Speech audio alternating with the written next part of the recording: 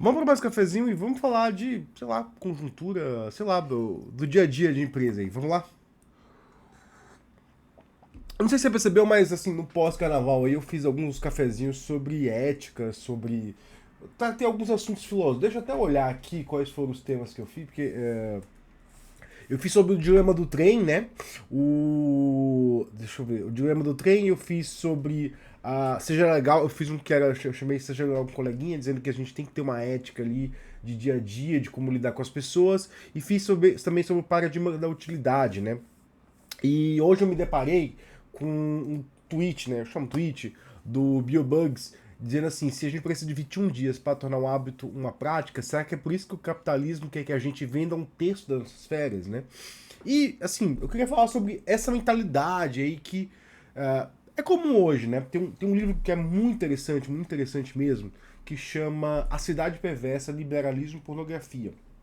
E esse livro, ele trata sobre uma mudança de paradigma na maneira como a gente vê o mundo, né? A gente, ontem eu até brinquei, né, que eu vi uma notícia sobre aquele Porsche que a criança deu ré e bateu. Eu fiquei meio assim, tipo, como é que o cara deixa um Porsche aberto e uma criança tem acesso a ligar aquele Porsche, né? Bizarro. Mas aquela notícia diz muito, assim, sobre essas condições, né? Porque, assim, o livro Liberalismo e Pornografia, ele primeiro quando ele começa a falar, ele muda o conceito de pornografia, né? E aí assim, eu não tô falando de pornografia aqui, tá, galera? Fica atento assim. Mas assim, o que que ele muda o conceito? Não é esse conceito que você tá na cabeça aí, né? O conceito é aquele de tipo, a gente tem uma sociedade cada vez mais pornógrafa, né? Tipo, pornógrafa no sentido de que eu quero sempre mostrar o meu gozo pra você. Então você abre o Instagram, não mostra ninguém trabalhando ali, né? Mostra o quê? Mostra um cara lá, tipo, que ele tá viajando, que ele tá de férias, que ele tá aproveitando, e ele conseguiu isso porque ele ralou demais, né? Então a gente sempre tem uma sociedade que, assim, para algumas pessoas elas têm o direito ao gozo máximo, né? Ao gozo, e aí, assim, o sentido da palavra é ao desfrute máximo. A pessoa consegue desfrutar tudo que a sociedade pode oferecer, inclusive ir para o espaço. A pessoa pode pegar uma nave e ir para o espaço e ficar 10 minutos no espaço e dizer que foi no espaço porque ela é especial. A gente vive nessa sociedade. E tem muita gente que se regozija por esses caras, por imaginar que, pô, você pode ir lá.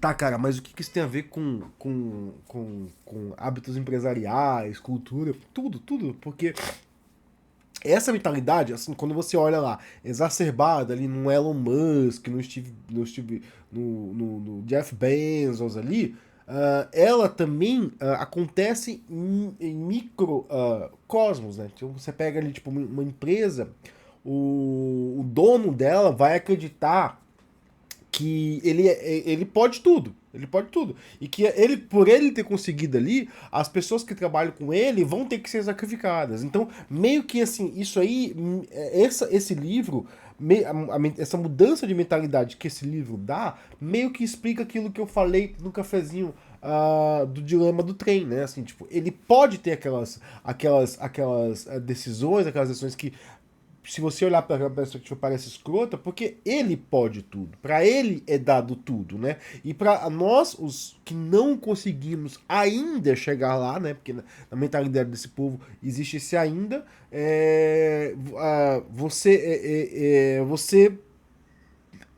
você pode ser sacrificado, né? Isso aqui, isso assim, é um individualismo absurdo, né? Se você parar pra pensar e falar assim, cara, isso é um individualismo absurdo. E da onde surge esse individualismo? Esse individualismo, aí eu entro num livro que eu também adoro, né? Que é o Realismo Capitalista do Mark Fisher, do Mark Pescador. Marcos Pescador. Que o realismo capitalista fala assim, né? Que, assim, o livro não fala isso diretamente, né? Mas pelo que eu li também um outro livro, né? Eu acho que tem um dos vermelhinhos tá por aqui, em algum lugar, por cá, sei lá, tá por aqui, né? Que é. Eu vou deixar todos os links ali, que é Contra a Miséria Neoliberal, que conta o que é essa tal da mentalidade neoliberal, essa coisa que o pessoal de esquerda fala, mas pouco detalhada, né? Na mentalidade neoliberal, e engraçado que assim, a gente sempre parte da lógica neoliberal porque é a lógica do mundo. A lógica do mundo é uma lógica neoliberal. Eu não tô falando de economia aqui, esquece. Eu não tô falando de economia. Eu tô falando de dia a dia, né? A lógica neoliberal diz que. E aí você vai àquela frase lá que os liberais adoram, assim, não existe essa coisa de sociedade, só existem indivíduos. A lógica de sociedade é isso, só existem indivíduos. E aí cada indivíduo tem que lutar pela sua própria sobrevivência, pelo que quiser. Então, assim, é como se eu, indivíduo, eu não estou nem aí para os outros. Eu posso usar os outros para satisfazer os meus desejos pessoais, desejos mesquinhos e desejos pornógrafos, né? Aí pornógrafos usando a ideia da cidade perversa lá, daquele cara que assim, eu quero mostrar para todo mundo que eu tenho direito ao gozo. Aí você fala assim, pô, Vitor, mas o mundo era diferente 50 anos atrás? Era. 50 anos atrás, assim, tipo, existia uma moralidade. E aí eu falo assim, uma moralidade, e o livro Liberalismo e Pornografia fala isso aí, que as pessoas elas tinham vergonha do desfrute. Por mais que você sabia ali que, tipo, eles valorizavam muito a vida, tipo, existia uma vida comunitária, as pessoas viviam em comunidade, e é engraçado que eu tava lendo um livro ontem que falava exatamente de como a tecnologia muda as organizações sociais, né? De como ela impõe uma lógica, né? E uma dessas lógicas é a lógica da. Que aí parece um ganho, mas é uma perca muito grande. Uma lógica da identidade única, né? Assim, a tecnologia, a internet, fala assim, cada um pode ser o que quiser.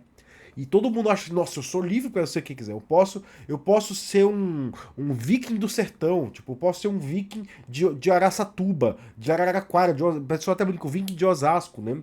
Eu posso ser fascinado pela cultura viking. E aí eu sou fascinado pela cultura viking. Eu vivo essa cultura viking, eu tenho um desfrute máximo dessa cultura viking. E aí o livro que eu tava lendo ele fala assim, tipo, isso é uma falácia, cara. Isso é uma mentira, isso é uma, sei lá, tipo, simplesmente o que ele tá te fazendo é te removendo de uma cultura que você está inserido, te dando o sonho de pertencer a outro lugar, e alguns conseguem pertencer a esse lugar. Não vou dizer que 100%, porque não sou eu para dizer, mas alguns conseguem realmente ali sair de Osasco e migrar para uma área que tem vikings. A gente vê isso a gente vê isso que é o sonho das redes sociais. O sonho das redes sociais é aprenda como morar no exterior, aprenda como conseguir a sua vaga desejada na Europa, aprenda como conseguir a sua vaga nos Estados Unidos, né? E você tira essa pessoa da comunidade que ela tá e impõe um sofrimento nela, porque ela impõe um desejo de uma realidade de não aceitação, tipo, eu não me aceito nessa cultura, e você coloca ela o desejo de consumir outra. Então, o desejo de estar. Engraçado que essas outras culturas nunca são. Eu quero morar no setor do Nordeste, né? É sempre eu quero morar na Europa, ou eu quero morar na África. Nunca é isso, né? É sempre, nossa, eu quero morar, sei lá,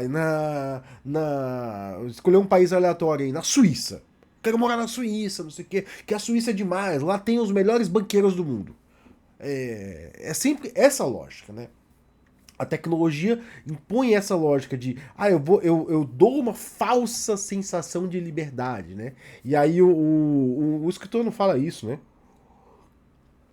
Mas é uma minha conclusão minha que, assim, tipo, a gente tem que ter o oposto, né? É o oposto a sensação de voltar às nossas comunidades e refazer os laços. E refazer os laços sociais. Para quê? Pra gente voltar a ter uma satisfação em si. Tudo bem, se você conseguiu migrar e tá feliz em outro lugar, beleza, assim, tipo. Só quero dizer que talvez você não tenha vivido plenamente, até porque a sociedade que você viveu não existe, né? O lugar que você viveu já não se organiza mais socialmente, né? E aí quando eu falo nisso, eu volto muito para quem não viu meus vídeos de conversa sobre tecnologia, eu tava falando sobre comunidades tradicionais. As comunidades tradicionais têm algumas estruturas sociais muito interessantes. Eu tô falando de comunidades tradicionais, né? Não comunidades simples interior, tipo, elas não são mais comunidades tradicionais, né? Tipo, de organizações sociais, de festividades, blá blá. Tá, Vitor, o que você está falando? O que tem a ver ali com o cafezinho lá do dilema do trem? Porque essa ideia de fragmentação social, ela se dá pela tecnologia e ela aconteceu em diversas vertentes, né? E a própria pessoa ali que está numa elite dessa sociedade, ela não olha mais para aquela sociedade como parte dela. Ela olha para aquela sociedade como uma sociedade que ela pode usar e abusar, né? Então, por exemplo, se a gente voltasse aí nos Estados Unidos, sei lá, de muitos anos atrás, os oligarcas de lá eles iam olhar e dizer assim, não, eu vou dar uma boa qualidade. Por exemplo, o Ford, vamos olhar o Ford que não era nenhuma flor que cheire, tá? Ele, na Segunda Guerra Mundial, ele tinha uma posição muito bem qualificada e não era dos Estados Unidos.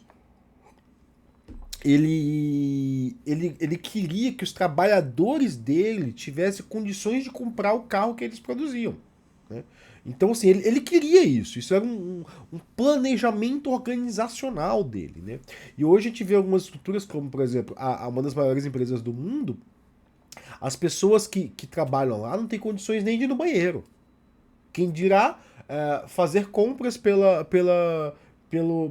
que passem pelo próprio almoxarifado lá, que elas. Almoxarifado não, sei lá, pela própria estrutura. Tô falando da Amazon. A Amazon ela tem estruturas lá dentro do.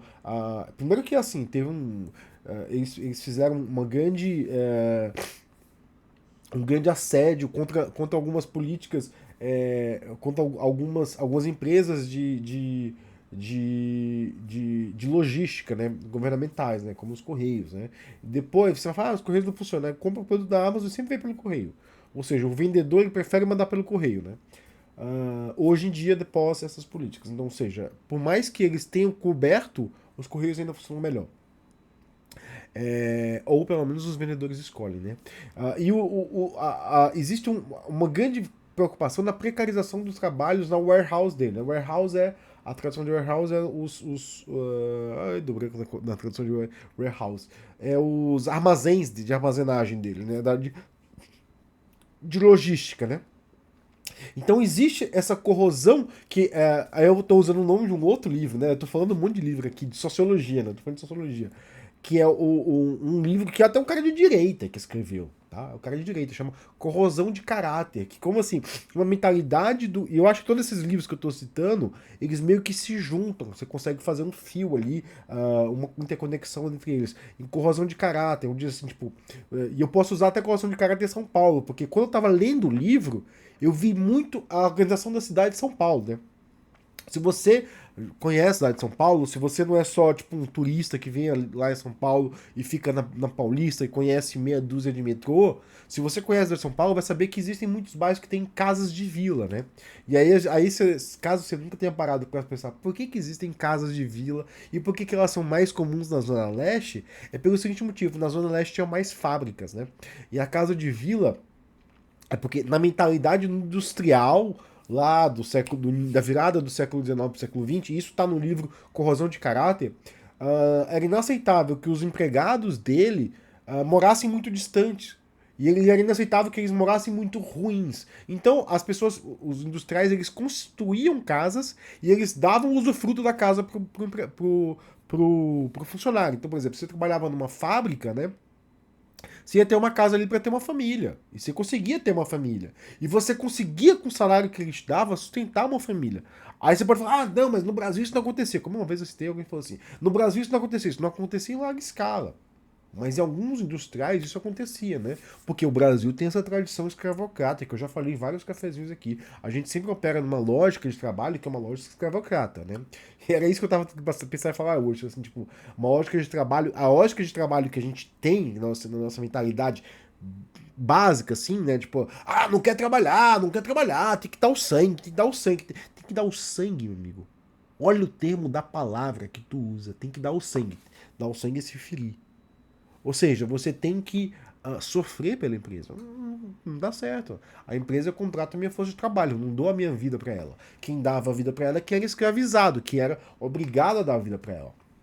Então no Brasil a gente sempre opera pela lógica do escravocrata, ainda hoje. Assim, ainda hoje tem algumas pessoas que a gente para e te olha assim: peraí, cara, isso é a lógica do escravocrata. Tipo, uma vez eu vi uma.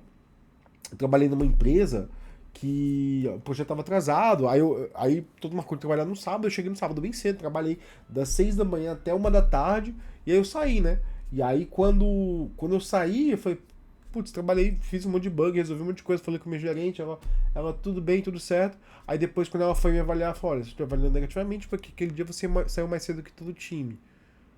Aí eu fiquei pensando assim, eu falei pra ela assim, tá, mas eu tinha coisa pra fazer. Ah, não, mas você tem que dar o sangue pela empresa, né? Eu falei, tem que dar o sangue? Tipo, eu tenho que abdicar da minha vida pessoal. Abdicar tudo que eu faço para fazer a empresa funcionar. Mesmo que eu entrei às 6 da manhã. Tipo, naquele dia eu fiz um raciocínio básico, né? Isso há muito tempo atrás, né? Eu assim, eu vou chegar mais cedo, que aí eu consigo dar conta das coisas da empresa, trabalhei ali 6 horas da empresa, mais até, e dar conta da minha vida pessoal. Então eu separo o meu dia pra isso sem impactar minha vida pessoal. Só que ela não, ela queria que eu ficasse lá com o time o dia todo. Aí foi engraçado que eu tava saindo e um dos caras que foi bem avaliado no proveito tava chegando. Então o cara chegou lá meio-dia e saiu 6 da tarde, trabalhou, se duvidar, menos que eu até, né? Talvez menos que eu, porque eu não sei, né? Mas assim, eu conheço o perfil da pessoa. É um daqueles que eu falei em algum desses vídeos, seja no vídeo de ontem, né? E ele acabou sendo promovido. Por quê? Porque ele ficou até o final, né? Ele ficou até a hora que tava todo mundo cansado, falando, agora chega. Eu saí cedo, né? Não fiquei até o final. Então a gente acaba até avaliando as pessoas por esse paradigma, né? E assim, Cafézinho já foi 16 minutos, eu falei um monte aqui. E eu falei do quê? Eu falei que, assim, tentar fazer um resumo bem breve aqui, né? A forma como mudou o capitalismo, a sociedade em si, né? Eu sempre considero que eu não sou, eu sempre falo que eu não sou marxista, né? E eu não sou mesmo, assim.